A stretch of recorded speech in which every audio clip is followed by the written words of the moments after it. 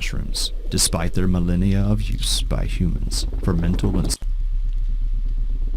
the naturally occurring psychoactive compound psilocybin is found in over 200 species of mushrooms. Despite their millennia of use by humans for mental and spiritual well-being, they have been classified falsely among the most dangerous and illegal of substances, locked away from those who need them most. The Psilocybin Chronicles documents the individuals who courageously consume, collect, or cultivate these mushrooms to improve the quality of their lives.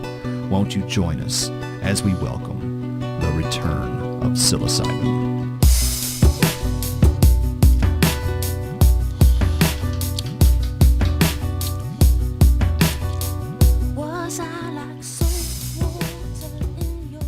Welcome back to Myco Meditations, Psilocybin Chronicles. I'm your host, Eric Osborne.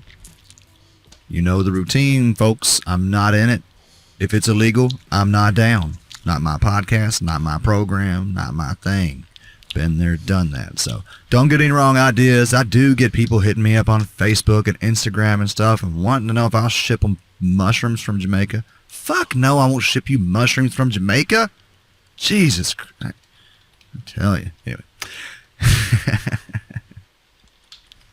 The existence of men like Conga Genus, the guest of mine for this episode, give us a glimpse into the intelligence that is behind the eyes of every human, in the cell of every organism, in the breeze and in the stones. A man of great wisdom, he is not a man of academia. Conga reads the soil, he reads the waves, and he reads the hearts of those he meets. He's a farmer, a family man, and I am proud to say a friend of mine. He's been a teacher of mine for more than 16 years, and I've seen him teach academics a thing or two.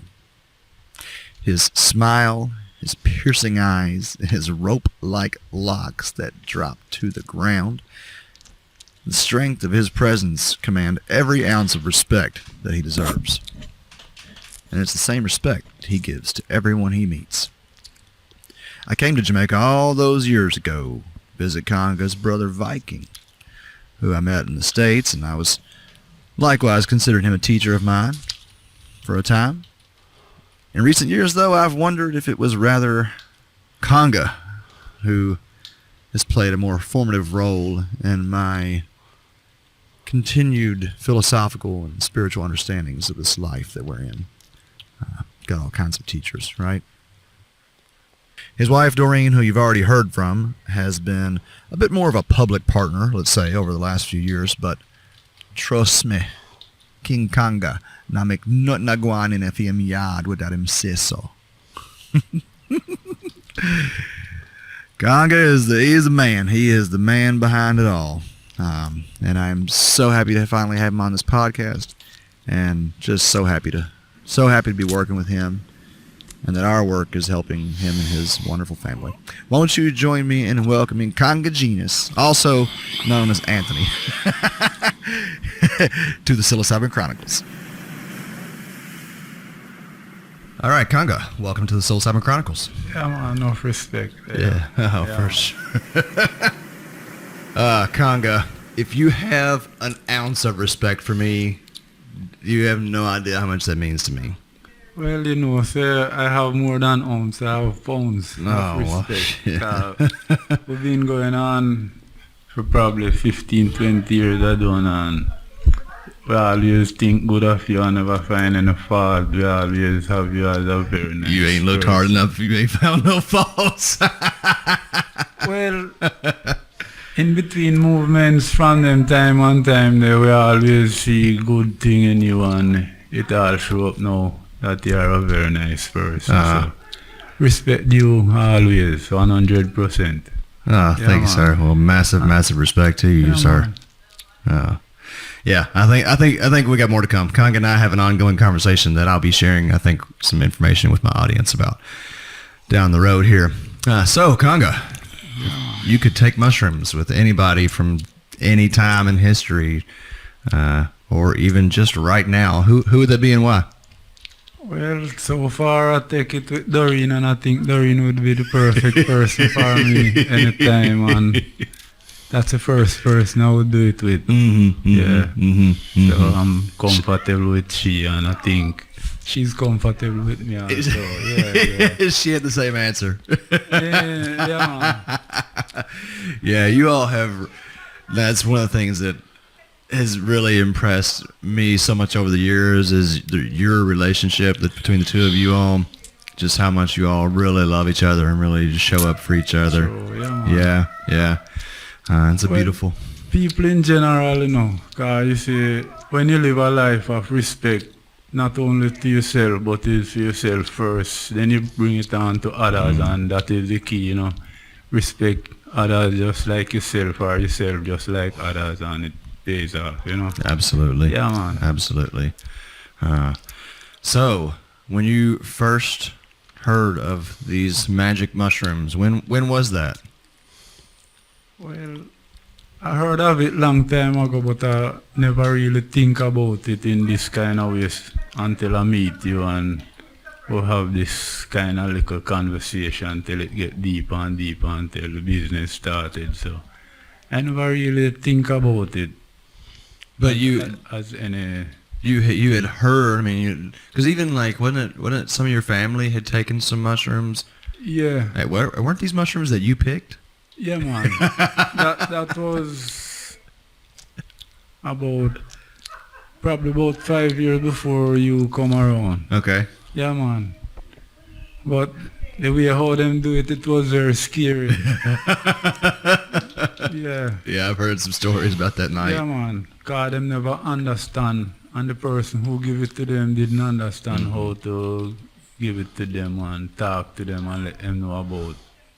So. Then go the wrong way. I think it must have been, I don't know if it was the first time I came down, but it was very shortly after when I first came, you had some in the freezer. And they were, for listeners that would know, they're a Panaeolus tropicalis, a relatively mild psilocybin mushroom, but they showed up in your farm. Yeah. How did you know that they were the psychoactive mushrooms? Well, people that come around, some guests. Okay. Yeah. Okay. So we have some locals that come around, them do it in the grill, so them show us. And this virgin from New Hampshire. Okay. Him come around and him used to do it a lot. When you were young, did you hear talk about the mushrooms in the grill at all? Yeah, man. Okay. And that was just like a tourist thing. This is what the tourists do. Yeah. And we see it as drugs at them time, because we never get their full understanding of it. So we had it as a very bad drugs. Okay. But just like how them used to sell marijuana as drugs. But over the time we realized these things are so natural, they are far away from being drugs because they are in a natural form, so it can't be drugs. So. Yeah. Now, I'm actually really interested right now in kind of your personal journey with cannabis, but we'll save that for another conversation. So you had this kind of idea that they were a negative drug, and then when your family took them, from what you saw happen, that probably reinforced that belief.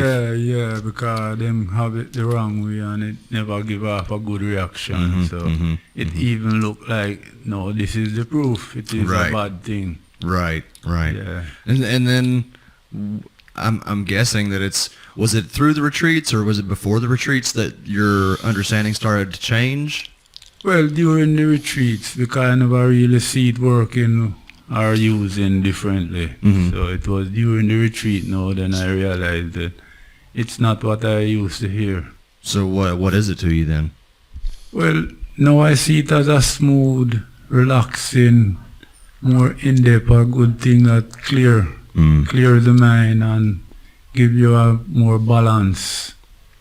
Well, I see it just like herb. And it gives me that kind of feeling more like when I drink a cup of herb tea, you know. Yeah, it gives me that kind of in-depth, nice, smooth feeling. You never want to miss it, you know. Yeah, it's so smooth. So have you yourself then not had any really challenging experiences with mushrooms yet? You mean before this time? No, like, well, when you've taken mushrooms, Oh, has it been smooth overall? Have you had some bumps there? Or? yeah. The first time it was so smooth, I just wanting to get the second. But first time I do 2 grams. The second time I do 3. I think the 3 was a little heavy, so it wasn't as smooth and relaxing. Okay. So I prefer the 2. Okay, so in what ways, like how would you describe that the second trip? If it wasn't as relaxing and as easy, what was the experience like? It gave me a little kind of fear, like. Okay. Yeah, a little panicky. Uh-huh. Even when I was beside Doreen, I tried to get closer to her some of the time when it coming on intense, you know. Mm-hmm. Cause it kind of have a wave, like it come and goes, and it comes smooth and it come a little tight. And yeah, so the first one was just smooth right through. This one have a little more tightness, a little more heavy, you know, so. But it was very good, you know. The only thing I was trying to get it out. I didn't relax as in the first one, so that was the thing. If I would have just relaxed. But when you don't know what is next, you tend to tighten up. Yeah. So it wasn't like it was doing anything bad or what. It was me doing the wrong thing. I wouldn't relax myself, you know.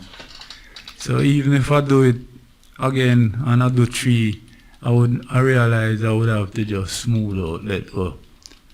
Sometimes when I make some herb tea and I make it too strong, I get that same kind of reaction. But soon I realize I just the herb, man, and I relax and everything smooth down, you know. Yeah. So just that.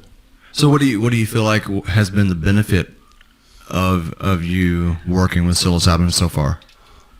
Well, the benefits I don't really certain about the benefit because only 2 times I really do it, you know, so all I can say it's just like the herb, it make you feel relaxed, make you feel smooth, straightforward. But I never really get anything to say then I hit this or that. Probably I need to do it more to kind of say, yes, this is what it gives and that, you know. So how would you characterize your experiences then? I mean, because when we've talked about them, they've been pretty strong experiences, right?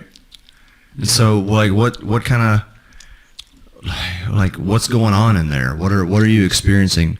And I'm asking you particularly because I think that you having such a deep connection with nature seems like it is amplified, right? From what I've understood from your mushroom experiences. So can you talk a little bit about kind of what you're experiencing? Well, I don't fully recall the moment at this moment that I had during them time. The first one I know, I feel so good because I meet my son that I lost, and him give me a good encouragement. Him even tell me that he's the one that brought you here, and you are a good person, and everything will be alright, and I should just keep working and keep the family together. The second time, him tell me that I need to do some exercise because I always have some pain in my foot down to the tarsals. Him said then I should massage that, and even them picnic have it too. So it's like a family thing. I should keep working under here, you know. And so both times you've dosed, you've encountered? Yeah, both times I do it. Him come in front of me. And he's the one that is saying that he's the one direct you here. Really? Yeah. And him tell me that life was not what I thought or what he wanted here because it wasn't nice for him, so that is why he go away. But he is not dead. That's what he told me. So him say he's here looking over us. He brought you here, and things will always be good. Wow. Yeah. Never got that. So it was so nice meeting him in living reality. So that was what I got. What was he his same age as when he passed, or has he had? Well, I never really see him. Yeah. No, he's only talking Okay. to me. I never really see him physical. But it was just him getting to me. What? Yeah. So what do you make of all that?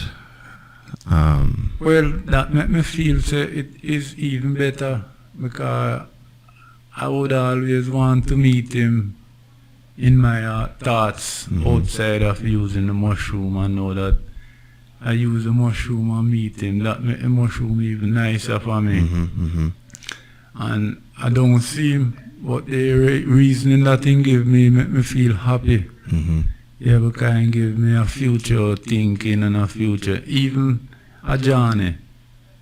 See this little boy. He said he's the one that give us a journey so that we could touch him and feel him again.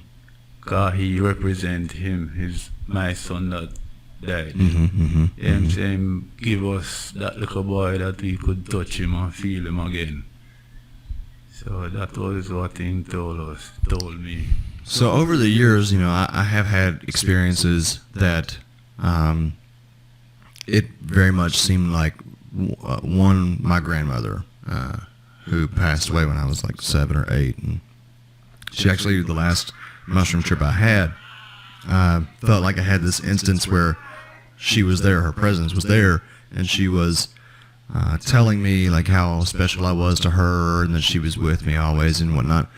And I have very often kind of gone back and forth on what's really happening, Yeah. and I don't really have any solid thing to say about it. I'm open to any possibility, but particularly as more and more people start to eat mushrooms, right? This becomes popular again and more commonplace. What do you think we should make of these experiences, or how should we? What kind of lens should we maybe look at them through? Well, I don't really certain what this is like, as them would say, virtual reality, just the future, the past and the present come in one. So all I could say it is the best thing to keep doing and keep processing and work with it, and the outcome will be great. I don't know what it might be or what it will be, but just have to keep doing good work, and whatever will be, that will be what it is. So you just have to keep pushing with it. Yeah.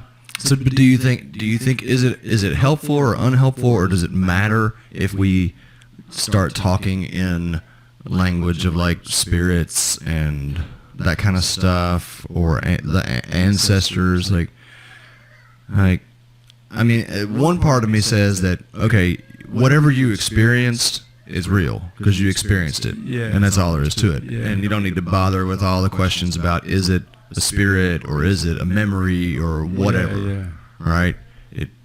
It's what you experienced, so that makes it real. Do you? What are your thoughts there? Well, I don't think it should matter what comes out, because what comes out is what you get. So I think you should just let what comes out or what you get comes out. Whether, as you say, talks in tongues or whichever language or wherever and however it comes out, then you just let it flow. Because it is magical.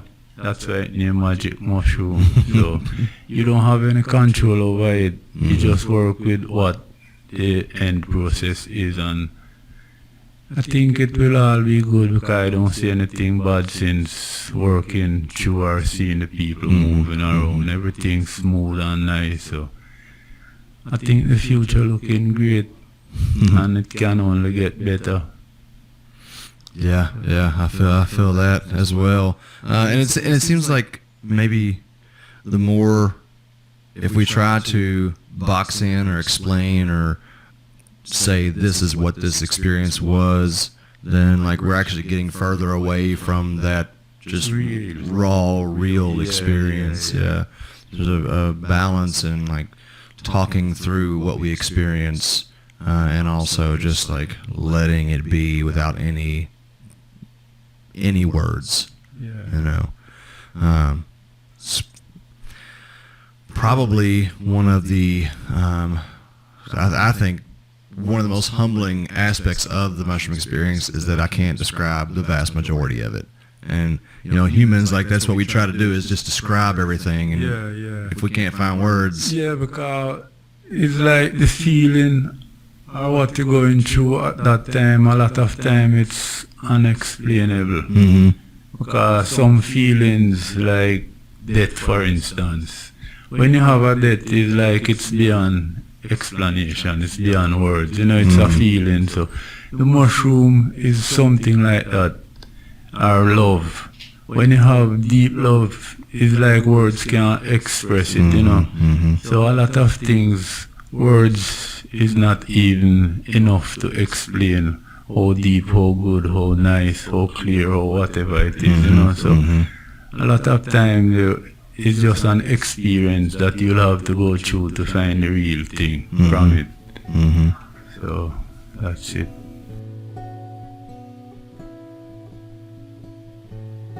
Oh, hello, Myco team. I have a question. It's regarding storage of mushrooms. I mean, for those of us who feel that they need to take regular doses of psilocybin in order to keep our anxiety or depression, or just generally our life in check, what's the best way to store mushrooms?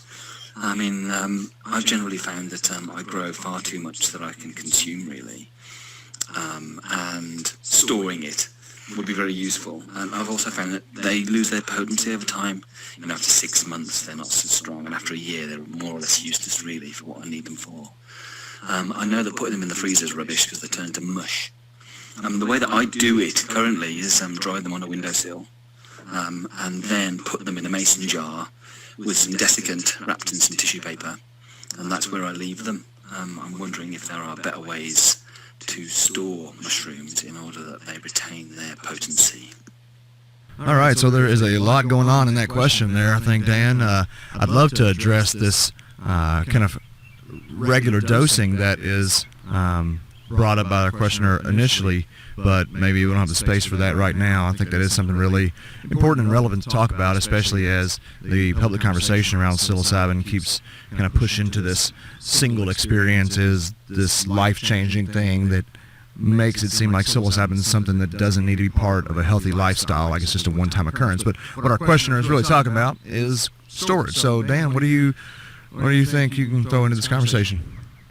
Well, first of all, the drying on the windowsill is not a good idea. No. And food dehydrators are surprisingly cheap. Yeah. Well, what is it about the window pane that's not such a good thing? The UV rays are going to weaken your mushrooms.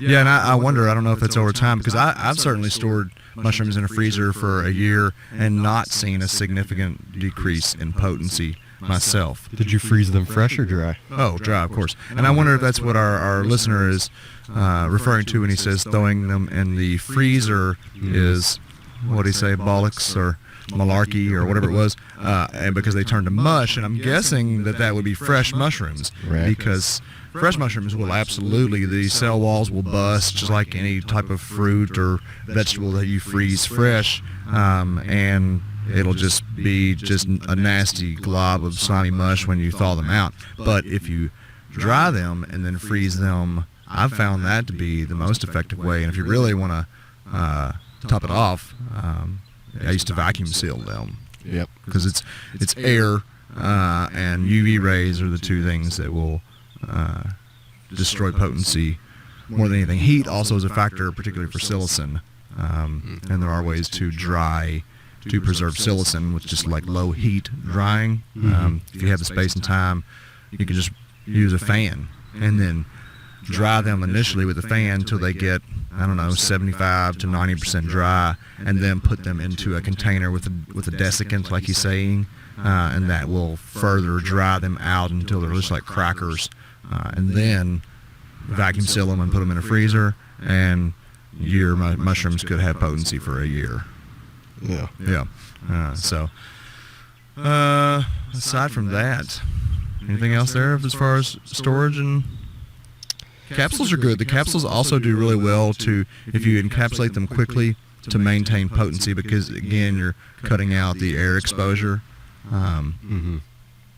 So I will add to that, when you grind the mushrooms into a powder and then you dump that powder out, you should watch the humidity where you're doing your capsuling at. Well, yeah, I mean, even any stage of the drying, they're so super absorbent that if they sit for an hour or two in a humid room, then previously fully dried mushrooms will become soft anyway, and then that's going to bring in mold, and you definitely don't want mold on your mushrooms. Yeah. And if you have mushrooms and they're a little bendy still and smell a little funky, cracker. Yeah, they got to be like a cracker. Remember that I remember when I was younger and people said that the reason that you tripped on the mushrooms is because they had some funky mold growing on them. That was at least what I was told. The blue was this some kind of mold that almost killed you, and all kinds of fake news. Man, fake news. But please, folks, we are not advocating for cultivation of illegal mushrooms. I know that some of you will do that, and I guess, if anything, we just kind of want to give you some safety tips that will prevent spoilage and bacteria and molds and things that could make you sick, because any type of improperly stored food is subject to some pretty funky stuff that can make you really sick. So, this is more of a harm reduction than anything. So get a food dehydrator, get a vacuum sealer right next to it, boom, boom, throw it in the freezer. Yeah, you're good to go. It's a solid investment, and all mushrooms can be treated the same for the most part. So, okay, great question. Thanks for submitting that, listener. Yeah, thanks for participating.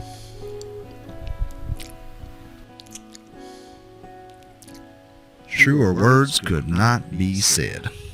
And while words won't truly do it justice, we will be back next episode with the rest of this conversation with Conga. Enough respect.